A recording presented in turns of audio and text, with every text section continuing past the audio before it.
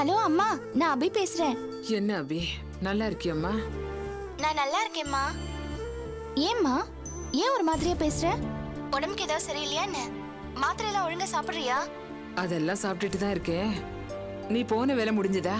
எப்போ வர? நான் கிளம்பலாம் தான் இருந்தேம்மா. ஆனா ராஜாமணி மேடம் ஒரு புது ப்ராஜெக்ட பத்தி பேசுறதுக்கு டெல்லி கூட்டிட்டு வந்துட்டாங்க. இப்ப நான் டெல்லில இருந்து தான் உன்கிட்ட பேசிட்டு இருக்கேன். இந்த வேலையெல்லாம் முடிச்சிட்டு தான் என்னால ஊருக்கு வர முடியுமா? அப்படியா? அது சரி, ஆனந்தி மனோலாம் எப்படி இருக்காங்க?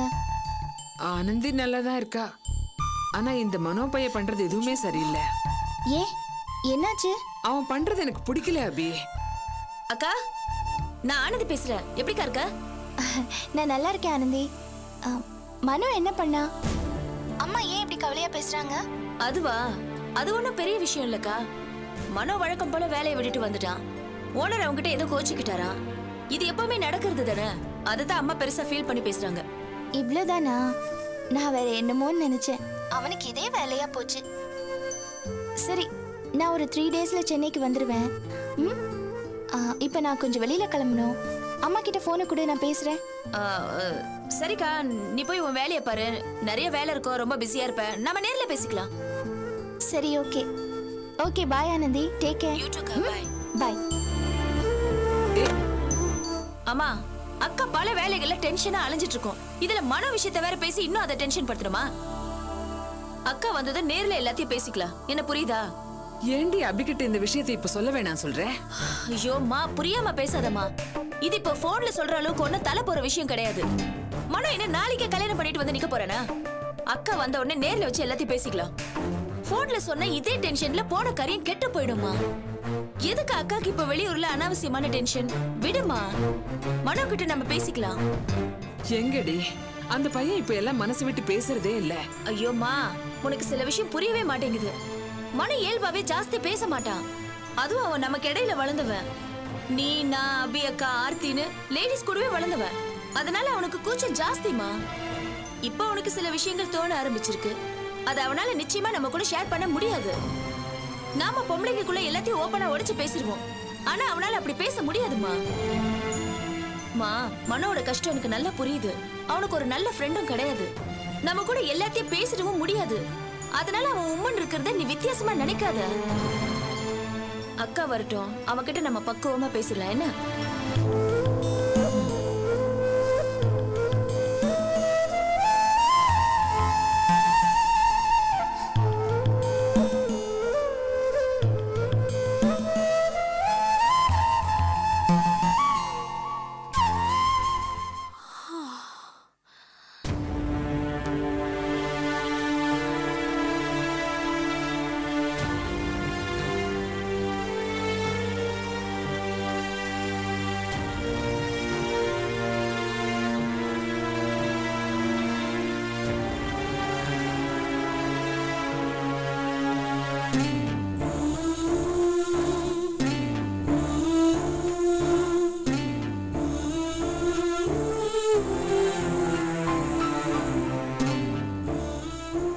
இதை எப்படி துவங்குவது என்று தெரியவில்லை.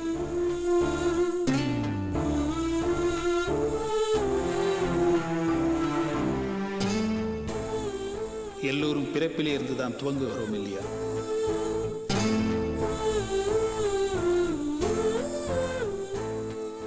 என் வாழ்க்கையில் நான் ஜனித்ததின் அர்த்தம் என்னவென்றே புரியாமல் நான் வாழ்ந்து கழித்த என் இளம் பிராயம்.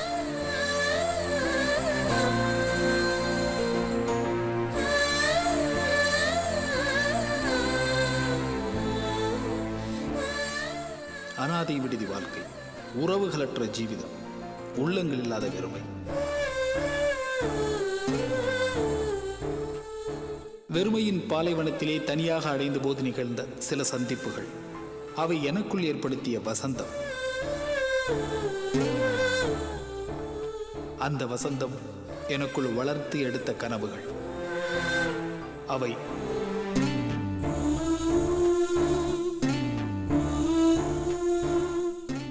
அந்த கனவுகள் நட்போடு நின்று போன நிகழ்வுகள் என்னை மறுபடி வெறுமைக்குள் தள்ளிவிட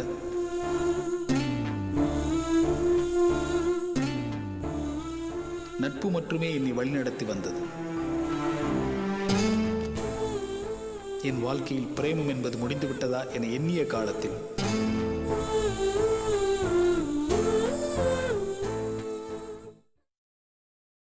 எனக்குள் துளிர்விட்டு நிற்பவள் கங்கா.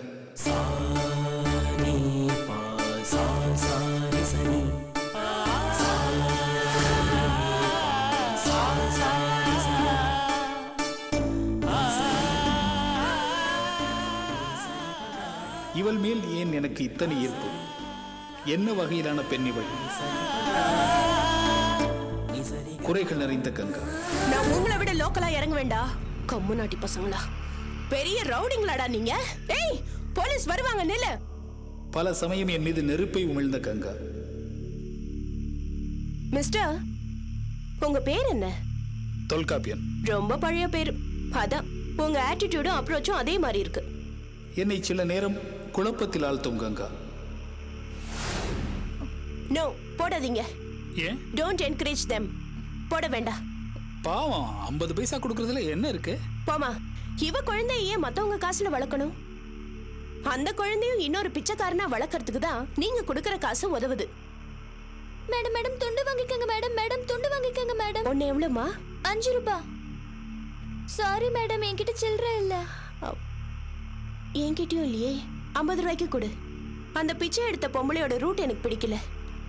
இந்த பொண்ணோட ரூட் எனக்கு பிடிச்சிருக்கு. இத்தனை குறைகள் கொண்ட கங்கா எப்படி என்னை வசீகரித்தார்? நாம அடிக்கடி சந்திப்போம்னு நினைக்கிறேன். ஏன்னா நான் உங்ககிட்ட 200 ரூபாய் கடன் பட்டிருக்கேன். ஏன் எனக்கு இவள் மீது காதல்? நான் என்ன பைத்தியமா?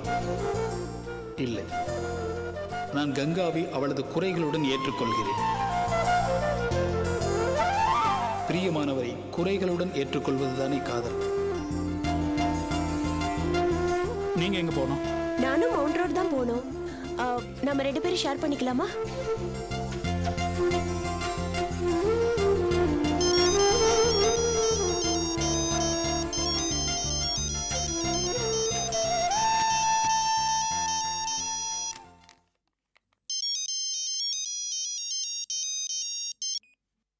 ஹலோ அபி. சொல்லுங்க. அப்படியா? சொல்லுங்க அபி. கேட்குது, சொல்லுங்க சொல்லுங்க.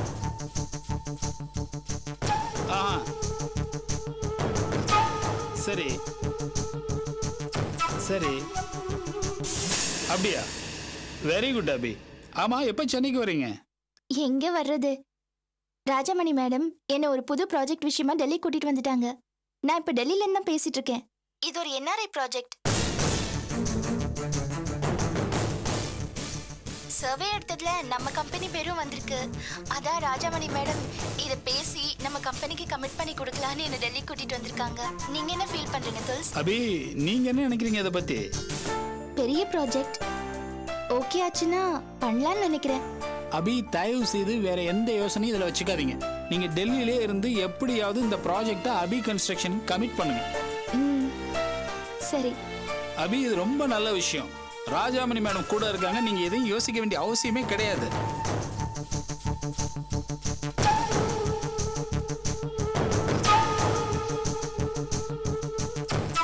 ஆமா அபி, குழப்பமே வேண்டாம். காரியத்தை முடிங்க. ஆமா, அங்க எத்தனை நாள் வேலை? இங்க ஒரு 3 நாள் வேலை இருக்கும்.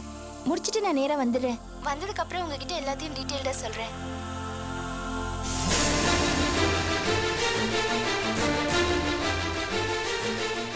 ஓகே அபி, எல்லாத்தையும் முடிச்சிட்டு வெற்றிகரமா திரும்பி வாங்க.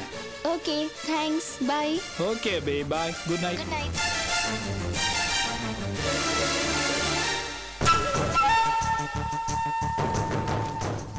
சாந்தி, என்ன இங்க நிக்கிறீங்க?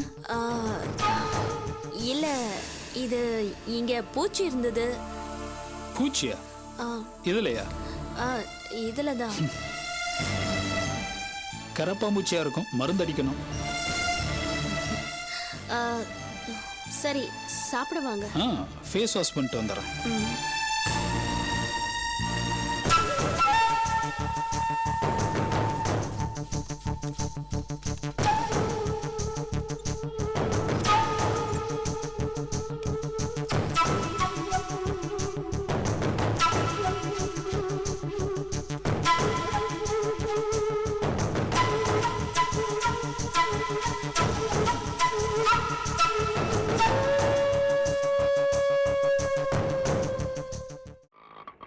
இப்படிதான் நிறுத்துங்க.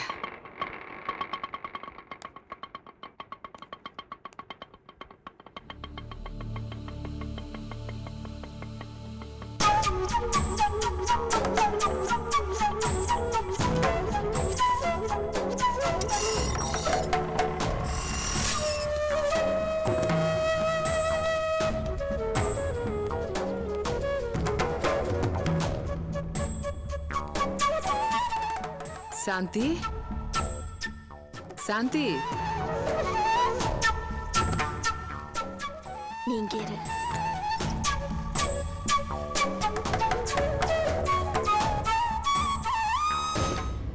அம்மா வாங்கம்மா. தொலைக்காப்பியன் தம்பி இல்லையா? இருக்காருமா, இருங்க நான் போய் கூட்டு வரேன். ம்.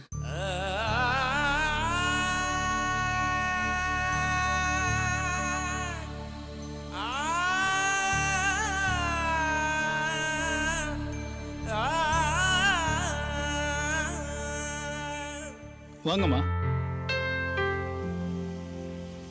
உட்காருங்க. பரவாயில்ல, உங்களை பார்க்க தான் வந்தேன். அம்மா ஒரு ஃபோன் பண்ணியிருந்தா நானே வந்திருப்பேனே. நீங்க எதுக்கு இவ்வளவு தூரம் வரீங்க?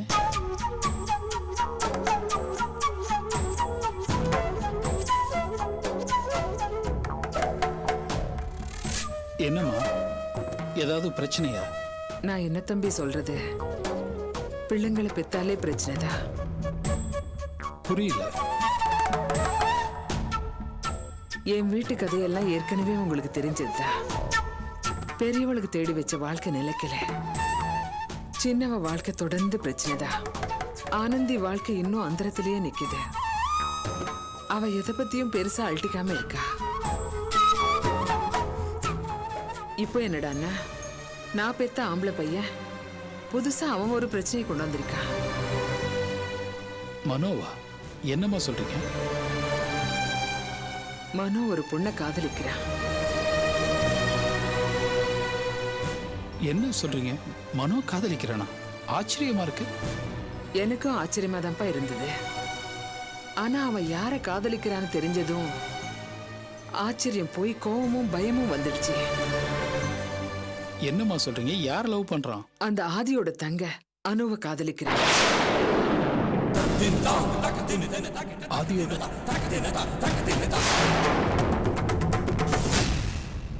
தம்பி, உங்களுக்கு தெரியாதது இல்ல, ஆதிக்கும் எங்களுக்கும் பாம்புக்கும் தவளுக்கும் இருக்கிற மாதிரி உறவு தான் இருக்கு. பல சிக்கல்களை தாண்டி ஏதோ வண்டி ஓடிட்டு இருக்கு. இப்போ இந்த மாதிரி ஒரு காரியத்தை அவன் பண்றான். ஒட்டு மொத்தமா எல்லாருடைய நிம்மதியும் கெடுக்கிற மாதிரி பண்றான். கவலைப்படாதீங்க.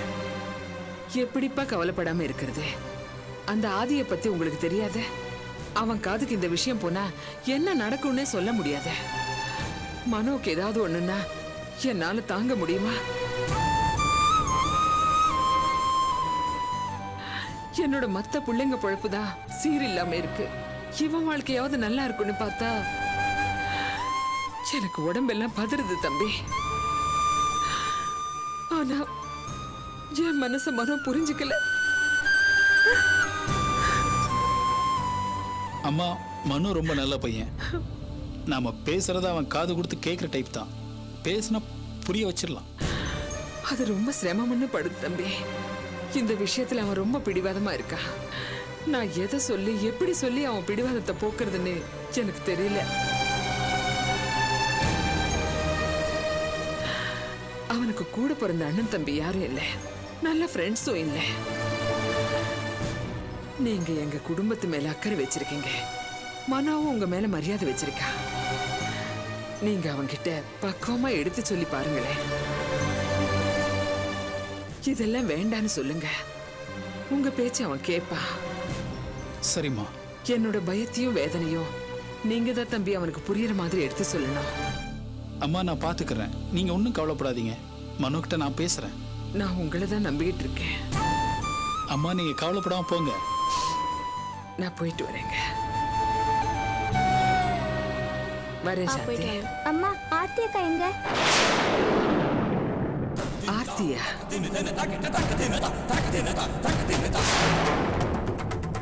இல்ல, பக்கத்து வீட்டு பொண்ணு பேரும் ஆர்த்தி தான். இவ விளையாடுறதுக்காக தேடுறா. அவ இங்க வரலம்மா, வீட்டுல தான் இருக்கா. போய் பாரு. சரி நீ போய் விளையாடு போ. சரி நீங்க கிளம்புங்க. வாங்க.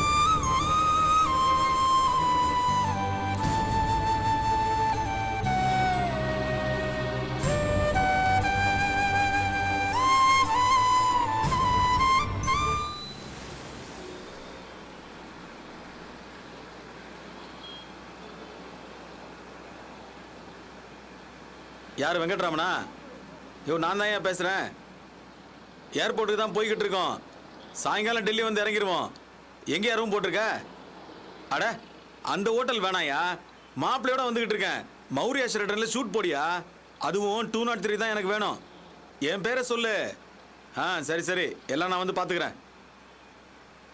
மாப்பிள்ள, நம்மளை பொறுத்த வரைக்கும் மௌரியா ஷெரட்டனில் 203 தான் பெஸ்ட் ரூம். நம்ம ராசிப்படி, நியூமராலஜி படி, வாஸ்துப்படி ஃபர்ஸ்ட் கிளாஸ் ரூம். அந்த ரூம்ல தங்கணும்னா போற காரியம் அருமையா முடியும்.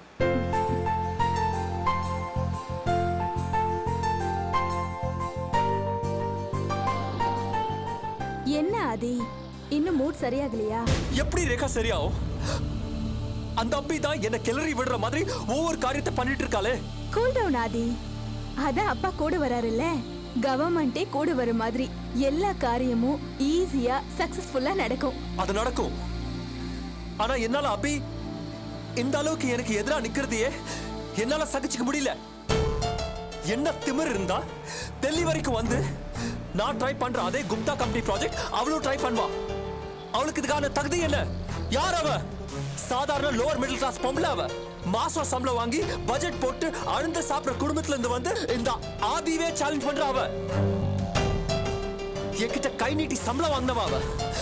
ஒரு நாள் லீவுக்கு என் பர்மிஷனுக்காக ரூம் வாசல்லே நின்னவா அவ. இன்னைக்கு என்னன்னா என்னையே சேலஞ்ச் பண்ற அவ. உனக்கு நான் தான் போட்டின்னு களத்துல நிக்கிறவ. How can I tolerate it? It's okay Aadhi. சில விஷயங்கள் தற்செயலா நடக்குது இல்லையா, அந்த மாதிரி தான் இதுவும். நோ, நான் அப்படி நினைக்கல. இது தற்செயலா நடந்தது இல்ல. நான் குப்தா கம்பெனி ப்ராஜெக்ட் மூவ் பண்ற விஷயம் தெரிஞ்சுதான் அபி இது பண்றா. She is doing it purposely. எல்லாம் அந்த ராஜமாடி கந்தசுவாமி கொடுக்கிற தைரியம் தான். மாப்பிள்ள, நீங்க எதுக்கு திரும்ப திரும்ப இதையே சொல்லிட்டு இருக்கீங்க? அது ராஜாமணியும் சுப்பிரமணியம் யாரா இருந்தாலும் நம்ம கிட்ட வாலாட்ட முடியாது. ஏன்னா பாலிடிக்ஸும் சில பாப்புஸும் நம்ம கையில, பவர் நம்ம கையில. இப்பவே எழுதி வச்சுங்க, அந்த ப்ராஜெக்ட் உங்க கையில தான். புரியுதா?